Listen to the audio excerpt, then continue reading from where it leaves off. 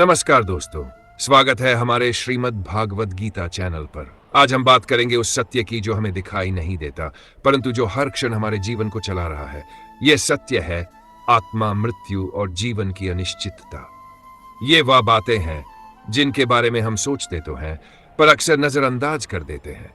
पर श्रीमद् भागवत गीता जीवन के इन अदृश्य पहलुओं को स्पष्ट और सरल रूप में समझाती है। पहला पाठ, तुम शरीर नहीं आत्मा हो।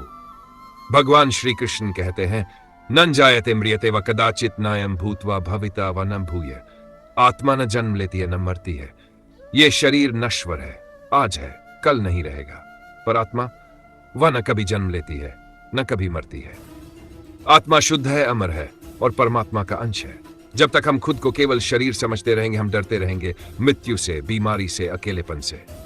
पर जब हम समझ लेंगे कि हम आत्मा हैं, तब भय समाप्त हो जाएगा। दूसरा पाठ, मृत्यु एक अंत नहीं, एक यात्रा है। श्री कृष्ण अर्जुन से कहते हैं, वासांसी जीर्णानि यथा विहाय नवानि गृह्णाति नरूपराणि।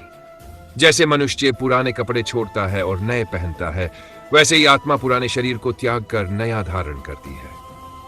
तो मृत्यु कोई अंत नहीं, बल्कि अगले अध्याय की शुरुआत है। परंतु हम मृत्यु से डरते हैं क्योंकि हम इसे खत्म हो जाना मानते हैं। गलत। मृत्यु तो आत्मा की यात्रा का पड़ाव है, जो इसे नए अनुभवों और नए शरीर की ओर ले जाती है। तीसरा पाठ, मोह से मुक्ति ही शांति का रास्ता है। हम दुखी क्यों होते हैं? क्योंकि हम चीजों से, रिश्तों से, उम्मीदों से बंधे रहते हैं। जब वो नहीं मिलते या छूट जाते हैं तो हमें पीड़ा होती है।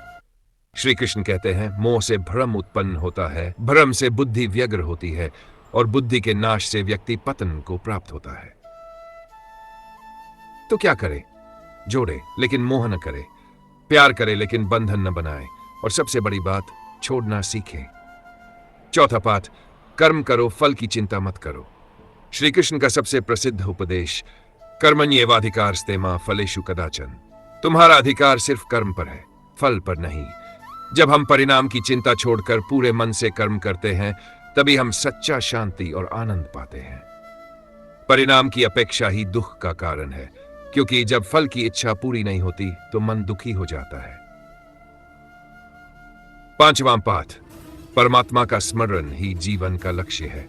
श्री कृष्ण अंत में अर्जुन से कहते हैं, सर्वधर्मान परित्यज्य शरणं व्रज अहं त्वां सर्वपापेभ्यो मोक्षयिष्यामि मा शुच। सब धर्मों को त्याग कर मेरी शरण में आ जाओ, मैं तुम्हें सभी पापों से मुक्त कर दूंगा। जीवन में जब कोई रास्ता न दिखे, जब सब कुछ छूट जाए, तब एक ही नाम लेना। तो दोस्तों, जो हम देख नहीं सकते वही सबसे सच्चा है। आत्मा, कर्म, मोह, मृत्यु और परमात्मा, इन अदृश्य विषयों को समझना ही श्रीमद् भागवत गीता का सार है। हम आशा करते हैं कि आज का यह ज्ञान आपके जीवन को थोड़ी शांति, थोड़ा प्रकाश और बहुत सारी समझ दे पाएगा। धन्यवाद दोस्तों, फिर मिलेंगे अगले भाग में श्रीमद् भागवत गीता के और दिव्य विचारों के साथ। जय श्री कृष्ण।